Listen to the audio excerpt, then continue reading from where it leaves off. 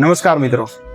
એક વખત એક વક્તાશ્રી પોતાના પ્રવચન આપવા માટે સ્ટેજ ઉપર ગયા અને એના પ્રવચનની શરૂઆતમાં એણે વાત કરી કે આખા પ્રવચન દરમિયાન કોઈ વ્યક્તિ મને મારી એક ભૂલ બતાવશે તો એને 11,000 રૂપિયા આપીશ અને 2 ભૂલ બતાવશે તો એને 12,000 રૂપિયા આપીશ.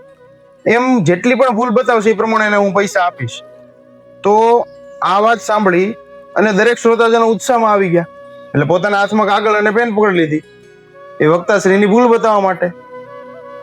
પણ એ વક્તાશ્રી એક શરત મૂકી કે કોઈ પણ વ્યક્તિ જો મને મારી ભૂલ બતાવશે ને એની પહેલા એને પોતાના જીવનમાં કોઈ પણ પ્રકારની ભૂલ ન કરેલી હોય તો એને હું પૈસા આપીશ. પણ આ વાત તો શક્ય છે જ નહીં.